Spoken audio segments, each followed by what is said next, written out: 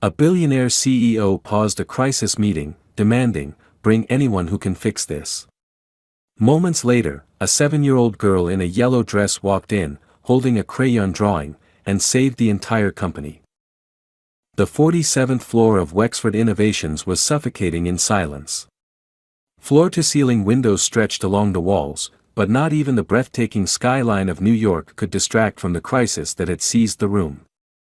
Around the long obsidian conference table sat the company's top executives, faces pale, jaws clenched, eyes darting between their laptops and the giant LED screen at the front.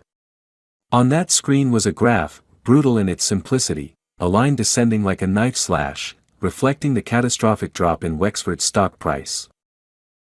Jacob Wells, the CEO and founder, stood at the head of the table, his broad shoulders tense beneath a perfectly tailored light blue suit. His brown hair was neatly combed back, though a few rebellious strands had started to fall onto his forehead.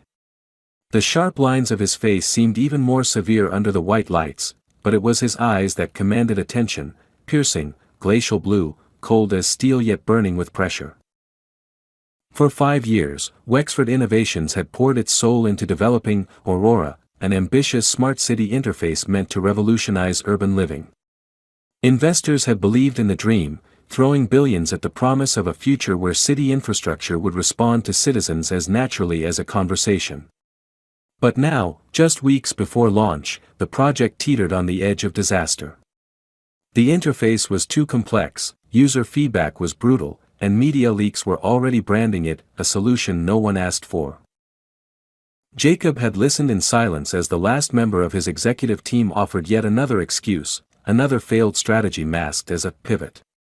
His patience, stretched thin across years of sleepless nights and boardroom wars, finally snapped. He slammed his palm onto the sleek surface of the table. The sudden echo made more than one person flinch. "Bring me anyone who can fix this," Jacob said, his voice calm but saturated with a cold fury that sent a shiver down the spines of everyone present. "I don't care who they are. A designer, an intern, a janitor. Anyone. Just someone who isn't blind to the obvious." No one moved. The room remained frozen in a haze of fear and resignation. Outside, the city moved on, oblivious to the corporate empire crumbling within its glass towers. Then, a sound that didn't belong pierced the tension. The soft creak of the heavy oak door. Heads turned. And in stepped a little girl. She was no older than 7, her golden hair neatly tied in a ponytail, her bright yellow dress standing out like a sunbeam against the grayscale suit surrounding her. In her small hands, she clutched a crayon drawing on a white sheet of paper. Gasps and confused murmurs rippled through the room. The CFO leaned towards Jacob, his voice a nervous whisper laced with disbelief. "Who is this?" Jacob, for a moment, said nothing. His expression softened, though the storm still lingered in his eyes. Then, almost reverently, he replied. "That's my daughter. Lily Wells." Unbothered by the tension, Lily walked straight to her father's side, stood on her tiptoes, and slid her drawing onto the conference table. She turned the page so it faced the executives, tapped her finger on a cluster of colorful shapes and lines, and with the innocent confidence only a child could possess, said clearly, "Here's your solution." The silence that followed was not like before. It wasn't heavy with defeat. It was confused, almost fragile. As if something utterly illogical had just cracked the solid wall of corporate logic, and no one knew how to react. Jacob knelt beside his daughter, eyes fixed on her drawing. For the first time in weeks, the tight knot in his chest loosened. None of the men and women in that room realized it yet, but the empire had just been saved. Lily's presence in the boardroom felt surreal, almost as if a character from a children's story had stepped into a battlefield of corporate warfare. The executives, all hardened veterans of the business world, sat frozen, their gazes flicking between Jacob and the little girl in the yellow dress who now stood confidently at the center of the storm. Her drawing, a simple yet chaotic burst of colors, lay on the obsidian table where, moments ago, financial forecasts and strategic reports had been displayed. Circles connected by curved lines, small stick figures walking on them, arrows swirling in playful loops, and in the corner, a bright yellow sun smiling down. It was a child's imagination poured onto paper. But Lily didn't fidget. She didn't hide behind her father. She stood tall in her innocence, her small finger tracing the paths on the paper as she explained in a tone so natural it was disarming. "Daddy's city is too full of walls," she said, as if pointing out something obvious. "People don't like walking into walls. They want to walk on paths, like in the park. You just have to give them paths." Her words floated in the air, simple yet cutting through layers of over-engineered concepts and jargon the executives had been buried under for years. For a moment, it felt like no one breathed. Jacob, still kneeling beside her, found himself staring at the crude loops and curves she had drawn. And for the first time, the chaotic mess that had plagued the Aurora interface seemed to unravel in his mind, as if his daughter's innocent perspective had sliced through the noise and revealed the core of their problem. The CTO, Mark Hudson, tried to mask his discomfort with a scoff. "Jacob, this is cute, but we're not designing playgrounds. Our system architecture." He didn't finish. Jacob stood up slowly, cutting him off with a stare that silenced the room. It wasn't anger this time. It was something far more unsettling: clarity. He took the drawing from the table, holding it up for everyone to see. "She's right," Jacob said, his voice quiet but carrying an authority that demanded attention. "We've been building walls. Every user flow, every feature gate, every UI layer is a dead end disguised as a choice. That's why people hate it. We made a maze when we should have made a park." A ripple of shifting glances moved through the room. Some of the younger designers, seated at the back, exchanged looks that bordered on revelation. The older executives, however, remained tense, their faces carved with skepticism. The CFO leaned forward, lacing his fingers. "Jacob, with all due respect, you're basing a $5 billion platform on a child's doodle." Jacob didn't flinch. He unfolded the drawing fully, laying it across the digital touch panel in the center of the table, and gestured to the pathways Lily had sketched. "This isn't a doodle. It's the only map in this room that actually shows people where to go without needing a manual. We've been solving for ourselves, not for them. She sees what we forgot to see." Lily, unaware of the corporate titans battling over her artwork, smiled and added, "You just have to think like people who don't know the rules. That's what mommy says when we play treasure hunts." Her innocent remark triggered a strange kind of silence, not heavy, but thoughtful. One of the UX leads, a woman named Sarah, slowly stood up. "Jacob, what if we run a prototype based on her concept? A stripped-down path-first interface. We map out flows exactly as she's drawn, with choices branching like her lines instead of boxes and drop-downs. We can test it in a day." Mark Hudson's jaw tightened, but Jacob was already nodding. "Do it. I want a working model by tomorrow." "But Jacob," Mark began, but Jacob raised a hand to stop him, his voice leaving no room for argument. "We've tried everything else, Mark. For 5 years, we've thrown complexity at complexity. Maybe it's time we try simplicity. Even if it's 7 years old." The boardroom had turned into a strange blend of board meeting and brainstorming session, with executives and designers now leaning over the childish map as if deciphering a treasure map. The mood had shifted, cautious but alive, the first spark of possibility breaking through the suffocating fog of failure. As the room buzzed with reluctant but growing curiosity, Lily tugged at her father's sleeve and whispered, "Did I do good, Daddy?" Jacob crouched down to her level, his face softening into a rare smile. "You did better than good, Lily. You just gave them all a path out of the dark." Outside the glass walls of the conference room, New York continued to pulse with its indifferent rhythm. But within those walls, something had changed. A shift, almost imperceptible yet unstoppable, had begun. And it started with a little girl holding a crayon drawing, reminding a room full of geniuses how to see the world again. The following 24 hours blurred into a frenzy of movement that hadn't been felt inside Wexford Innovations in years. The rigid routines of boardrooms and spreadsheets gave way to a sense of urgency that pulsed through the building like electricity. Teams that had been paralyzed by endless feedback loops suddenly found themselves scribbling sketches on whiteboards, their suits exchanged for rolled-up sleeves and caffeine-fueled intensity. There was a quiet, almost imperceptible understanding among them. They were about to bet the future of a billion-dollar company on a child's drawing.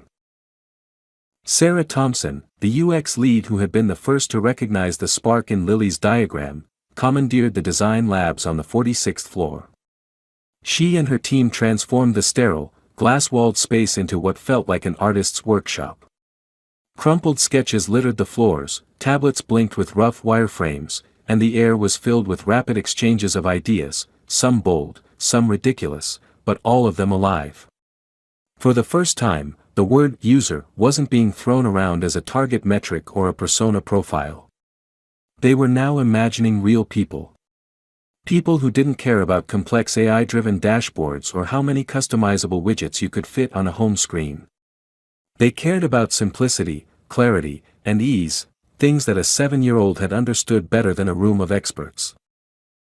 Jacob Wells spent those hours moving from floor to floor, not as the looming CEO who barked orders from a corner office, but as a man who was rediscovering the company he had once dreamed of building. He listened.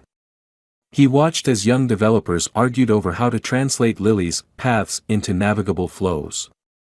He caught glimpses of scribbled notes like, "Make it feel like a park" or "Lily's Law, no dead ends." He didn't need to push them. The energy was there now. They were no longer working out of fear of failure, they were working towards something that felt human again. Late into the night, Sarah's team presented the first interactive prototype to Jacob. The interface was unpolished, raw around the edges, but it was undeniably different. Gone were the cascading menus, the labyrinth of options that required a manual to navigate. Instead, the home screen greeted the user with a visual map, a fluid, branching layout that adapted as one explored, each choice presented as a natural continuation of the previous one. It was intuitive in a way no corporate design guideline could have produced. It felt playful, exploratory, yet elegantly simple. Jacob tested it himself.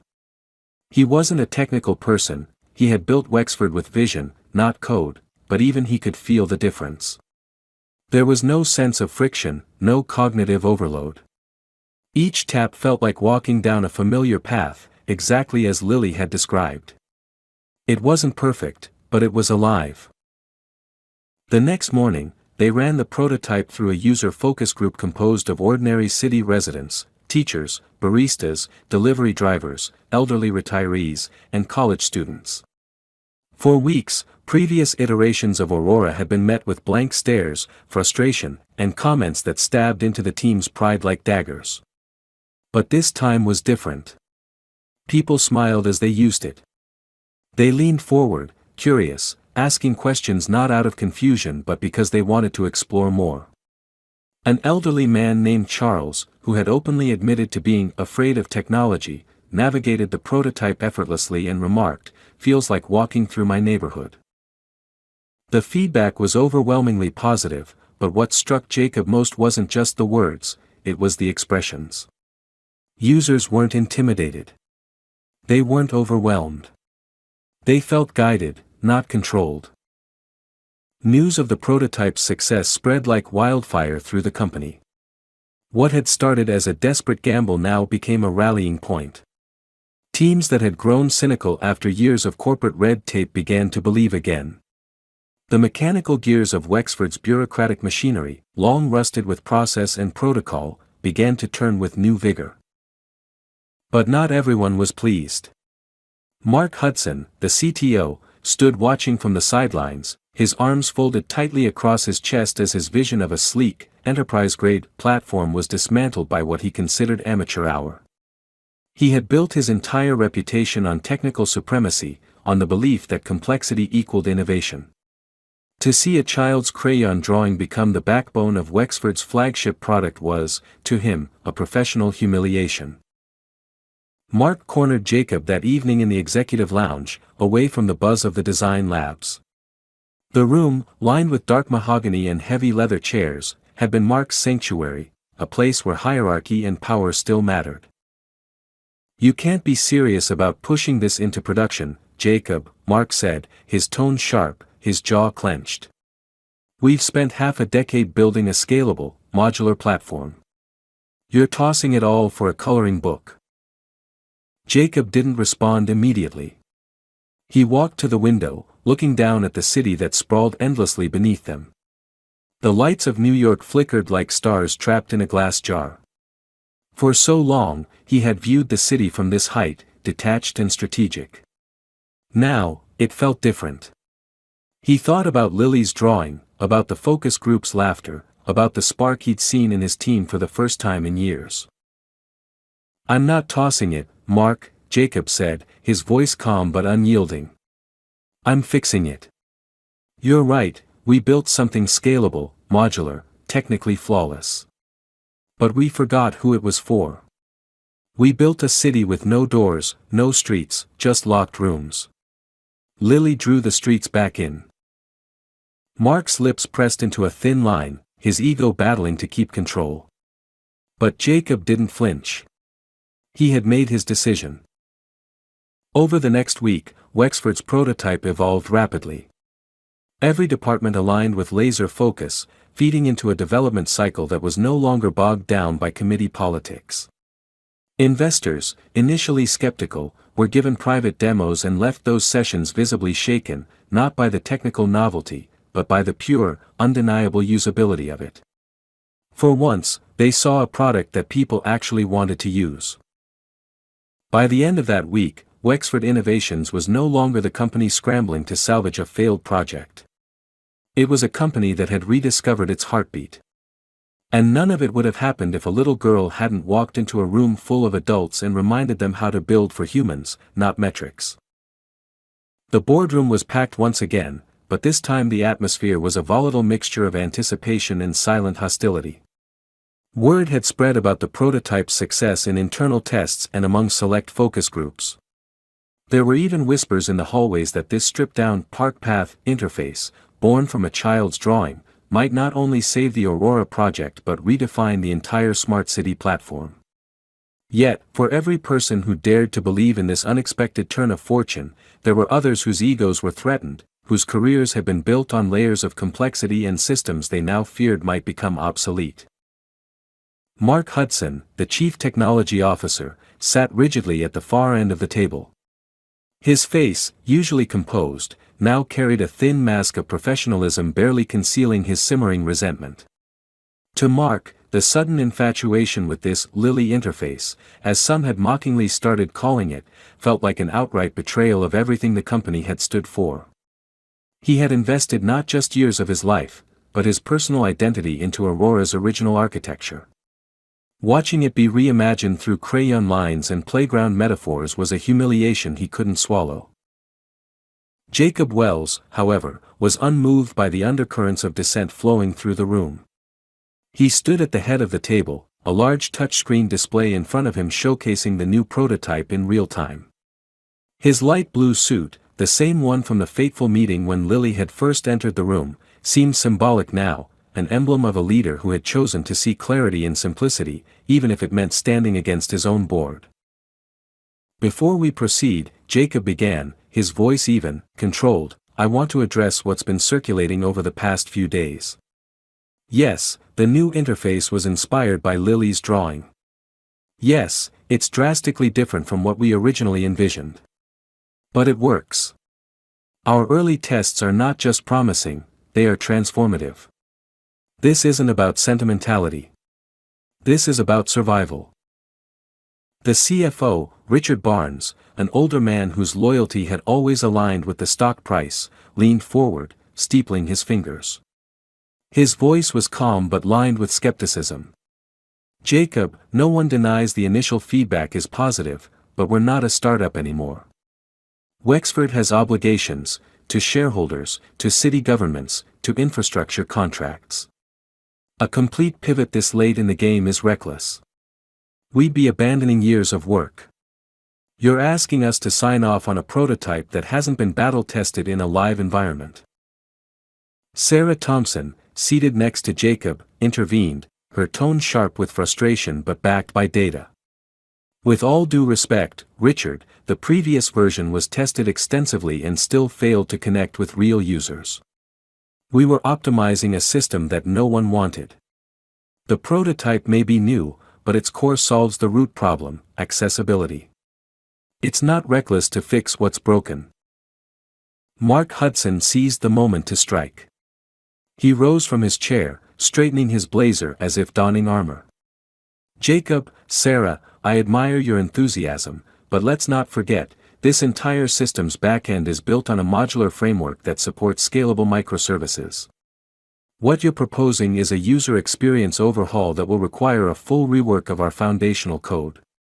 We can't just paint over the architecture with pastel colors and hope for the best. There are technical realities here.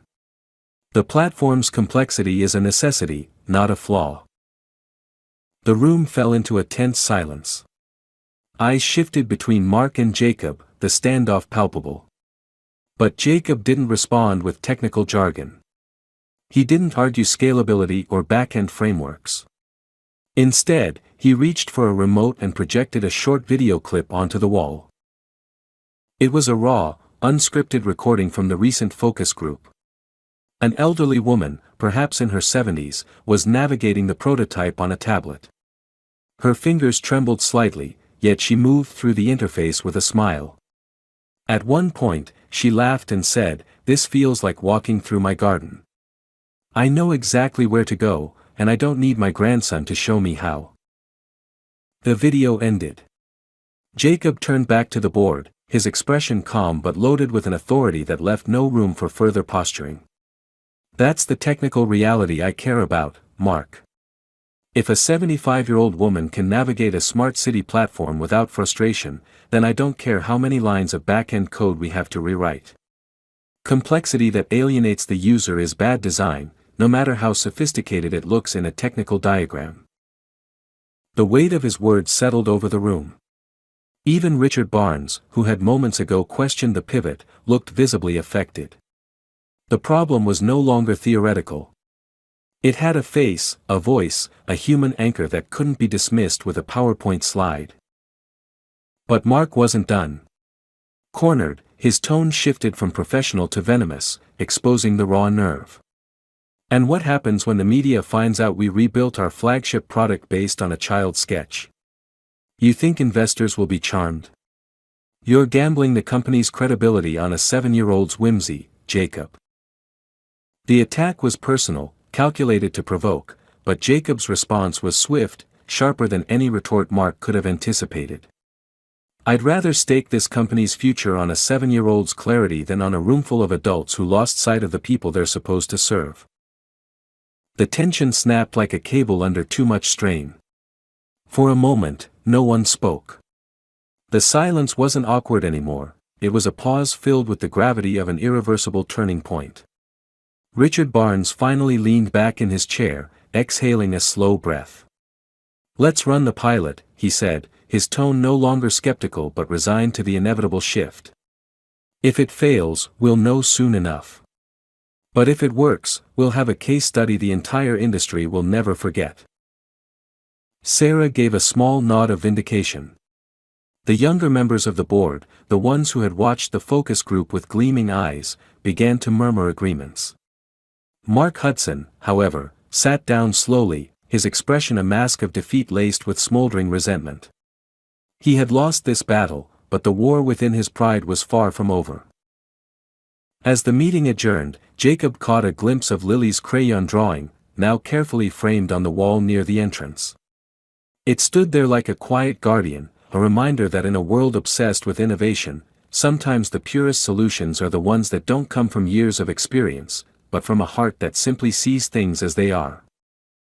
The following weeks at Wexford Innovations were unlike anything the company had experienced in its corporate lifetime. Gone were the structured hierarchies, the layers of bureaucratic approvals, and the suffocating chains of protocol that had once defined every project cycle. What replaced them was a kind of controlled chaos, a whirlwind of collaboration that blurred the lines between departments. Engineers sat alongside designers, marketers debated with UX specialists, and developers scribbled diagrams on glass walls while interns, previously invisible in the company's grand machine, offered insights that were actually heard. The air inside Wexford's headquarters vibrated with urgency, but it wasn't the cold panic of a company in free fall. It was the kinetic energy of a team that had suddenly remembered why they had signed up for this in the first place. The Lily interface, as it was now officially and unironically referred to in internal documents, had transitioned from a rogue prototype into the centerpiece of Wexford's strategy. Every element of the Smart City platform was now being re-evaluated through the lens of Lily's original drawing.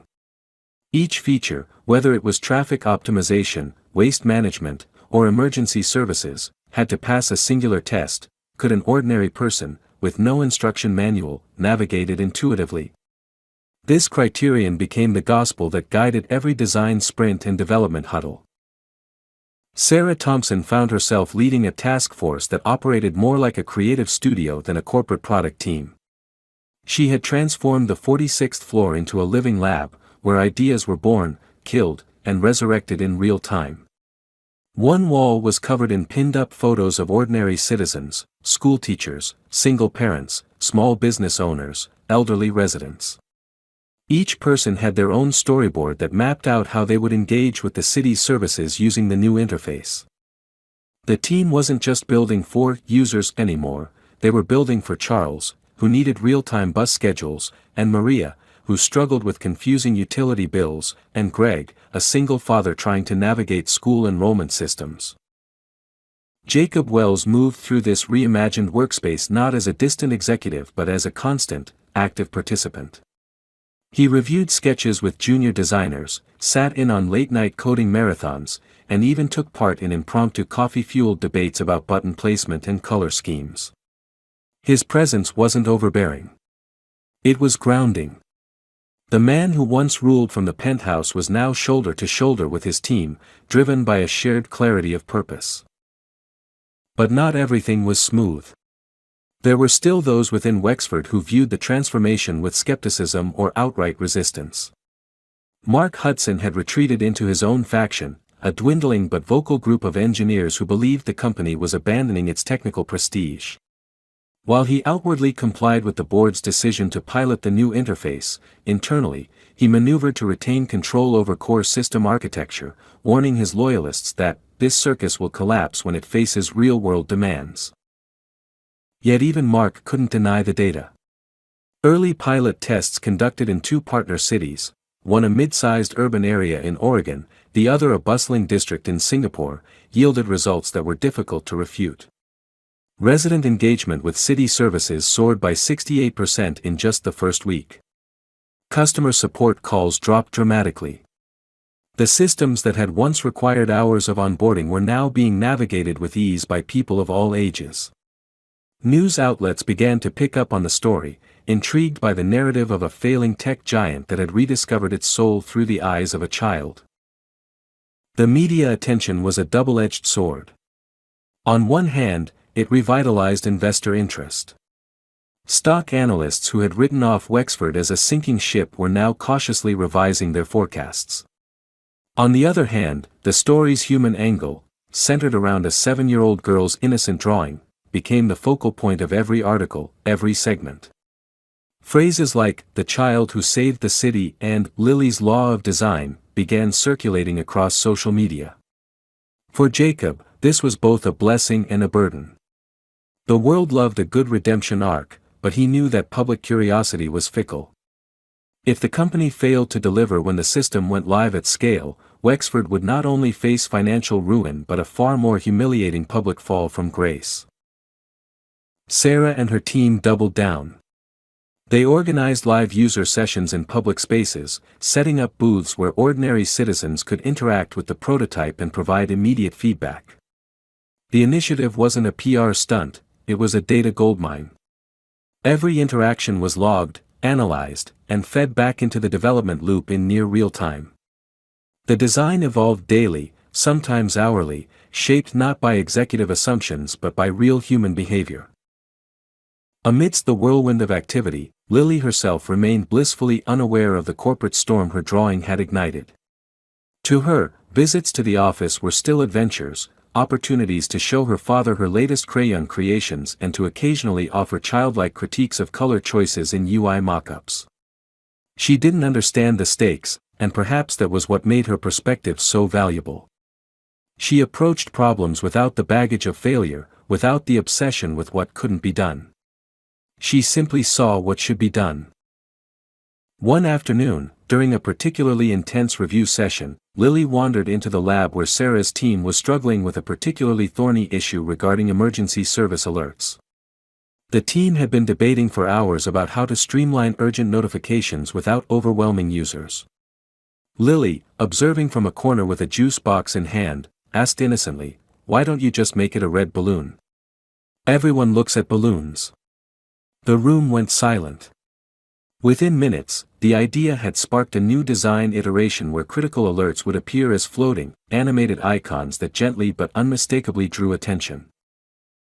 The pilot program's success reached a crescendo when the Singapore district reported an unprecedented 82% satisfaction rate from residents interacting with the smart city platform. Local officials, initially cautious, became vocal advocates, appearing in interviews praising Wexford's human-first design philosophy. The Lily interface had transitioned from an internal code name to a public symbol of technological empathy. Yet, beneath the surface of this success, Jacob remained acutely aware of the looming threat. Mark Hudson had not vanished. His silence in recent days was not surrender, it was a strategic retreat. Jacob knew Mark well enough to understand that a man who had built his career on complexity would not simply fade into the background. He was planning something. But for now, the victory was undeniable. Wexford Innovations, a company that had once prided itself on engineering marvels at the expense of human experience, had rediscovered its purpose. The very empire that had been on the brink of collapse was now being rebuilt, not with code or capital, but with a simple drawing that reminded everyone of the most overlooked principle in technology: people don't want to feel smart when using a system, they just want to feel understood. While the rest of Wexford Innovations basked in the glow of their unexpected resurgence, Mark Hudson's office became an island of quiet defiance. The man who had once been heralded as the architect of Wexford's technological dominance now sat isolated, his towering ego battered by what he considered to be a wave of childish naivety sweeping through the company. To the world, Wexford was on the verge of a design revolution, but to Mark, it was a betrayal, an abandonment of the engineering excellence that had built their empire in the first place. And in his mind, no revolution could survive without a reckoning. Mark had never been a man to confront problems directly when he could maneuver behind closed doors. Over the years, he had built a quiet network of influence within Wexford, senior engineers who owed him their careers, vendors with long-standing contracts, and, most importantly, connections with third-party contractors who handled sensitive back-end development far from the public eye. It was through these channels that Mark began orchestrating his counterstrike. If he couldn't win the battle in the boardroom, he would wage his war in the shadows. His plan was elegantly ruthless. Wexford's new interface, for all its charm and public appeal, was still deeply entwined with a back-end infrastructure that Mark and his loyalists controlled. The company's core systems, especially those handling data integration across city networks, were notoriously complex. By selectively leaking parts of the platform's unrefined code to a competing firm under the guise of industry collaboration, Mark intended to sow doubt about Wexford's readiness for large-scale deployment. His goal wasn't to destroy the company outright but to engineer a crisis of confidence severe enough to force the board to retreat back to the old ways, the ways he could control. The leak was subtle. Just a few snippets of early-stage code, paired with offhand remarks in closed technical forums about security concerns and scalability risks. Within days, rumors began circulating in tech circles that Wexford's Lily interface might be little more than a beautiful facade masking a dangerously fragile infrastructure. Competitor firms, smelling blood, began whisper campaigns among investors, suggesting that the company's recent success was built on a house of cards. Tech journalists, always hungry for a twist, started digging for weaknesses, framing their narratives around the question, could a child's drawing really be the foundation of a smart city? Jacob Wells was not blindsided. He had known Mark too long to underestimate his capacity for sabotage. But even he was taken aback by how quickly the rumors escalated. Overnight, the tone of media coverage shifted from admiration to scrutiny. Analysts began questioning whether Wexford's sudden pivot to radical simplicity was sustainable.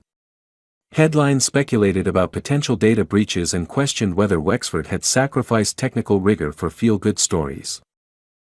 The board, which had recently begun to show cautious support, grew anxious. Richard Barnes, always the barometer of shareholder sentiment, called for an emergency meeting. The confidence that had been so painstakingly rebuilt was now teetering, and Jacob found himself facing a familiar but no less infuriating scenario, defending a vision against a wave of manufactured doubt. In that emergency boardroom session, the atmosphere was suffocating. Executives who had just weeks ago championed the new direction were now hedging their bets, speaking in guarded phrases about balancing innovation with stability. Mark sat silently through most of the meeting, his expression a mask of detached professionalism, but Jacob knew he was watching, savoring every moment of the board's growing unease. When Jacob finally spoke, his words cut through the fog of corporate hand-wringing. He didn't waste time refuting the rumors point by point. Instead, he presented a bold, almost reckless counteroffensive. If they question our transparency, we'll give them more transparency than they know what to do with. We're opening a live beta to the public. Full access. Real users, real data, in real time. The room recoiled at the suggestion. A live public beta, at this stage, was unheard of. It was a high-risk maneuver that could either cement Wexford's credibility or expose every vulnerability critics had been salivating over. Richard Barnes, his face tight with concern, voiced what everyone else was thinking. Jacob, if this blows up, it'll be a PR disaster. You're giving them ammunition. But Jacob stood firm. He knew that retreating now would be the real disaster. The only thing worse than having your weaknesses exposed is hiding them and hoping no one looks. We've spent too long pretending complexity equals security. Let's show them that clarity can be bulletproof. The decision was made. Within 48 hours, Wexford announced an unprecedented open beta for their Smart City platform. The announcement sent shockwaves through the industry. Some praised the boldness, others labeled it desperation. But as thousands of users logged in to test the system, something remarkable happened. The platform held. It didn't buckle under the load, didn't crumble under scrutiny. Bugs were found, of course, but they were addressed in real time, with updates rolling out so swiftly that users began praising Wexford's responsiveness. The public, far more forgiving than analysts had anticipated, appreciated the transparency. For them, the imperfections weren't failures, they were proof that Wexford was listening. But it wasn't just the public who took notice. The media narrative, so quick to sharpen its knives, began to shift once again. Stories emerged about the tech giant embracing vulnerability and designing in public. The open beta, rather than exposing Wexford's flaws, had humanized the company, transforming it from a faceless corporation into a dynamic, evolving partner in the smart city vision. Mark Hudson's plan had backfired spectacularly. The very leak he had orchestrated to undermine confidence had forced Wexford into a position of radical openness, and instead of collapsing under the pressure, the company had thrived. His influence, once absolute within the technical circles of Wexford, now waned. The engineers he had counted on began to drift towards the new paradigm, drawn not by corporate loyalty but by the undeniable momentum of a vision that was, against all odds, working. For Jacob, the crisis had not been without scars. The battles within his own leadership had tested every ounce of his resilience. But as he watched his team navigate the challenges with grit and creativity, he realized that the company was no longer his alone. Wexford had become a collective, a fusion of hardened professionals and fresh perspectives, bound by a singular, human-focused mission. And at the center of it all was a crayon drawing, now more than ever a symbol of the idea that simplicity wasn't weakness, it was the highest form of mastery. The open beta had lit a fuse that no one at Wexford Innovations could have predicted. What had started as a desperate gamble to salvage credibility had evolved into a grassroots movement that swept through the tech community with a force that even Jacob Wells hadn't dared to imagine. Developers, designers, urban planners, and ordinary citizens from across the globe began to flood Wexford's public forums with feedback, suggestions, bug reports, and, most importantly, ideas. It was no longer just a product rollout. It had become a collaborative experiment on a scale the company had never attempted, a living organism that grew, adapted, and reshaped itself in real time. Jacob had envisioned the beta as a temporary lifeline, a way to buy time and trust while stabilizing the system. What he hadn't anticipated was that people wouldn't just test the product, they would adopt it. Neighborhood groups in small towns started using the interface to organize community cleanups.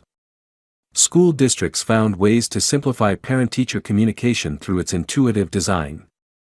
Local businesses began integrating with the city services in ways the original Aurora architecture had never intended. Wexford's platform was no longer a rigid corporate solution, it had become a canvas for people to build their own solutions, each adapted to their unique local needs. The design labs, once chaotic in their urgency, found a new rhythm, a kind of controlled storm where every suggestion from the community was triaged, evaluated, and, if viable, implemented with dizzying speed. The feedback loop between Wexford and its users had become so direct that updates were sometimes rolled out within hours of receiving a public suggestion. Sarah Thompson, who now led the Community Integration Task Force, compared it to surfing a tidal wave where the board is still being built under your feet. But despite the pace, the team was energized in a way that made the previous months of corporate gridlock feel like a bad dream. In an inspired move, Jacob announced a global hackathon, inviting teams from around the world to contribute modules, widgets, and even entirely new features to the platform. But this wasn't the kind of hackathon where the winners received a meaningless trophy and a handshake. Wexford promised that the best ideas would be integrated into the live system within weeks, with full credit given to the contributors. It was an audacious act of transparency, one that resonated with a tech community long jaded by closed-door corporate arrogance.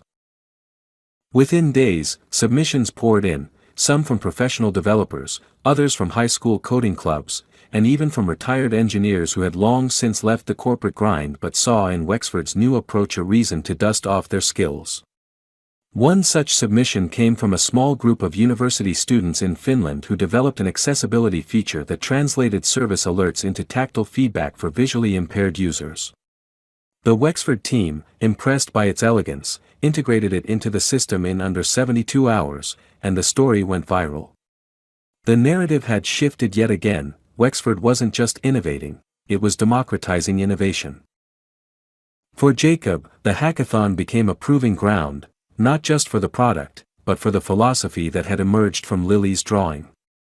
He saw, with growing clarity, that by relinquishing control over every detail, they had unlocked a form of creative abundance that no centralized design team could ever manufacture.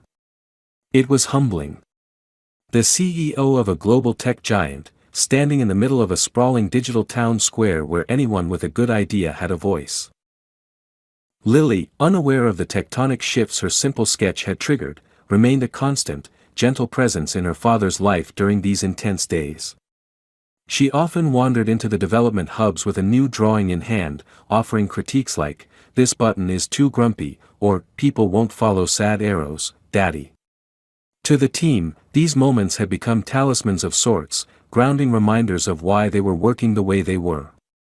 Sarah even created a wall titled Lilyisms, where the team pinned up her innocent observations that, more often than not, carried more design wisdom than an entire semester at a design school. But as Wexford soared in public perception, the internal wounds from months of conflict had not yet fully healed. Mark Hudson, watching from the sidelines, had become a specter, a name no one mentioned aloud but whose shadow was still felt in every meeting. His failed attempt to sabotage the platform had left him marginalized within the company, but Jacob knew better than to assume Mark's silence equaled surrender. A man like Hudson didn't fade away, he waited for the right moment to reassert his influence. Despite this undercurrent of unease, the hackathon's finale became a landmark event. Wexford hosted a live-streamed global showcase where the top contributors presented their innovations directly to a worldwide audience. It wasn't just a product demo, it was a celebration of collective creativity. Cities that had once viewed Wexford's platform with skepticism were now lining up to participate in pilot programs.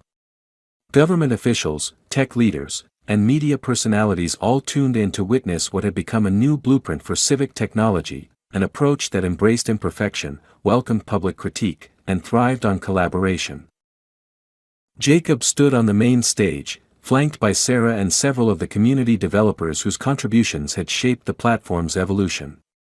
Behind them, a massive screen displayed a live heat map of global user activity, dots of engagement lighting up across continents. For a brief moment, Jacob felt the weight of the past months lift, replaced by a quiet sense of vindication. They had not only saved the company, they had rewritten its DNA. As the applause echoed through the auditorium, the camera feed cut to a pre-recorded video of Lily, sitting cross-legged on the floor of Jacob's home office, holding up the original crayon drawing. She smiled into the lens and said, "Thanks for listening to my paths." The moment went viral within minutes. It wasn't planned as a marketing stunt, but it became one of the most shared clips in tech history. Analysts, commentators, and everyday users alike found in that simple statement a distillation of everything Wexford's journey had represented: the power of listening, the courage to simplify, and the humility to let go of control. But amidst the celebration, Jacob's mind remained alert. He knew the path ahead was still fraught with challenges. Success breeds competition, and the very openness that had saved them could be exploited by rivals who had none of Wexford's human-first ethos. Moreover, Mark Hudson's silence was beginning to feel less like defeat and more like a gathering storm waiting for its moment to strike back. For now, though, they had won the day. The empire that had once stood on the brink of collapse had not only been saved but transformed into something far greater, a living, breathing collaboration between technology and humanity. The lines between creator and user had blurred, and in that fusion, Wexford had found a new identity. And it had all begun with a little girl who believed that people should walk on paths, not into walls. The transformation of Wexford Innovations was now a headline that spanned continents. In less than a year, the company had gone from being a symbol of corporate rigidity and impending failure to a pioneer of open-source civic technology. Cities from Tokyo to Buenos Aires lined up to adopt the platform. Investors who had once distanced themselves from the crumbling tech giant now clamored to be part of its meteoric resurgence, and industry leaders who had once scoffed at the idea of simplicity began revising their own strategies to follow Wexford's model. Yet amidst the accolades and global attention, Jacob Wells knew that the most difficult chapter was yet to be written. The platform's success had created new pressures, ones far more complex than the technical challenges they had faced in the past. Scaling a user-driven ecosystem was no longer just about infrastructure or design, it was about trust. The openness that had become Wexford's greatest strength was also its most vulnerable flank. Every city that adopted the system, every community that contributed to its evolution, increased the platform's reach but also made it a target for exploitation. The future of Wexford hinged on maintaining a delicate balance between accessibility and integrity, and Jacob understood that even a single misstep could unravel everything they had built. It was in this crucible of triumph and tension that Mark Hudson re-emerged, not as a saboteur working in the shadows, but as a visible, vocal critic. He had left Wexford in the aftermath of his failed attempts to undermine the project, retreating into a calculated silence that many had mistaken for defeat. But Mark was not the kind of man to accept irrelevance. He resurfaced as the figurehead of a newly formed consortium of traditional infrastructure firms and cybersecurity experts who began publicly challenging Wexford's open model. Cloaking his motives in the rhetoric of public safety and data integrity, Mark positioned himself as a defender of technological rigor in an age of reckless democratization, as he called it. Media outlets, always eager for conflict narratives, seized upon the emerging rivalry. Headlines spoke of an impending clash between the empire of walls and the empire of paths. Debates flooded social platforms, where advocates of Wexford's user-centric philosophy clashed with those who echoed Mark's warnings about systemic vulnerabilities and the perils of sacrificing control for the sake of inclusivity. What began as a design philosophy was now being framed as a battle for the soul of future cities. Jacob, though unshaken in his belief, knew that a prolonged public war of words would not suffice. The only way to truly silence the doubts was to scale the platform to a level that no critic could undermine. And that opportunity came unexpectedly, in the form of a crisis. A Category 5 hurricane had torn through the southeastern coast, devastating several mid-sized cities whose digital infrastructures were left in disarray. Emergency services were overwhelmed, and critical city functions like utilities, traffic control, and public safety communications had collapsed under outdated, centralized systems. Amid the chaos, one of the affected cities, already a Wexford pilot participant, reached out, asking if the platform could be adapted to support real-time crisis coordination.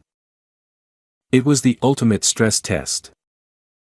Within hours, Wexford's teams mobilized. Developers, designers, and community contributors formed a rapid response task force. They stripped down the platform to its bare essentials, reconfiguring it to prioritize emergency alerts, resource distribution, and community-led assistance coordination. What would have taken months in a traditional development cycle was achieved in less than 3 days. Citizens, through the same intuitive interface that had guided them in everyday tasks, were now using the platform to find shelters, report infrastructure damage, coordinate volunteer efforts, and even reconnect families separated during the evacuation. The response was nothing short of revolutionary. For the first time, a city's residents were not passive victims awaiting top-down instructions. They were active participants in their own recovery, empowered by a system that was designed not to control them but to guide and amplify their collective efforts. The media narrative shifted overnight. Stories emerged not of bureaucratic failures but of neighborhoods organizing supply chains through their smartphones, of elderly residents being located and rescued through community-coordinated efforts within minutes, not hours. Mark Hudson's warnings about the dangers of reckless openness now rang hollow. His image, once synonymous with technological prowess, was rapidly becoming that of an outdated gatekeeper clinging to a collapsing doctrine. The public had seen what decentralized, human-first technology could achieve when lives were on the line, and no amount of fear-mongering could erase that image. In the weeks that followed, Wexford's platform was formally adopted as a foundational component of emergency management systems in multiple regions. What had begun as a smart city convenience tool had now evolved into an essential civic infrastructure, trusted not just for its technological elegance but for its ability to empower ordinary people in extraordinary circumstances. At the company's annual summit, now a global event streamed to millions, Jacob Wells took the stage not as the embattled CEO fighting for survival but as the architect of a movement. He spoke not of profits or market share but of purpose, of how technology, when designed with humility and openness, could transcend its tools and become an extension of human will and empathy. But the summit's most impactful moment came not from Jacob, but from Lily. She had been invited to join him on stage, a request she had accepted with the casual innocence of a child who did not fully grasp the magnitude of her influence. Dressed in a simple yellow dress, holding the now iconic frame drawing, Lily walked up to the podium and, in a voice amplified to a global audience, said, "You don't need to know all the answers if you make paths that everyone can walk together." The audience, both in the auditorium and across the digital world, erupted. It wasn't the applause of shareholders celebrating a successful quarter, nor the cheer of consumers dazzled by sleek technology. It was a moment of collective recognition, that a new paradigm had been born, not in a boardroom, but in the simple wisdom of a child's perspective. In the aftermath of the summit, Wexford Innovations became more than a company. It became a symbol. Universities began teaching the Lilly principle as a core design philosophy. Governments cited Wexford's model as a case study in civic innovation. Even competitors, once dismissive, began adopting fragments of the open, collaborative approach, albeit reluctantly. As for Mark Hudson, his influence waned into obscurity, his arguments rendered obsolete by the very future he had tried to prevent. His legacy, once cemented in technological achievements, now stood as a cautionary tale of brilliance blinded by ego. Jacob, standing in the quiet of his office as the sun set over the cityscape, knew that Wexford's journey was far from over. The challenges ahead would be immense, and the path forward would not always be clear. But as he glanced at Lilly's drawing, still pinned to his wall, vibrant as ever, he smiled. The empire had been saved, not through dominance, but through listening, through trusting the simple truth that technology should never build walls where it can create paths. What makes the ending of this story resonate is that it isn't just about a company's comeback, it's about who gets to shape the future. Wexford's transformation wasn't driven by algorithms or boardroom strategies but by a child's unfiltered clarity. It's a reminder that innovation isn't always about being smarter or faster, sometimes, it's about being willing to see through all the noise. The beauty of this ending is that it leaves you with a paradox: a billion-dollar empire, built on years of technical complexity, was saved not by more technology, but by stripping it back to human simplicity. It challenges the idea that only experts and specialists can define progress. Instead, it suggests that real innovation happens when you let go of ego and listen, even if the voice is small, innocent, and holding a crayon. But it's also a cautionary tale. As much as Wexford won, the threat of people like Mark Hudson will always exist, those who fear losing control more than they fear failing their mission. The story's happy ending isn't naive, it's hard-earned, and fragile. It takes courage to keep systems open, to let others in, and to admit you don't have all the answers. That's why, to me, this ending feels less like a victory lap and more like a starting line for a new kind of leadership, one where humility, empathy, and simplicity are seen not as weaknesses, but as the ultimate form of strength.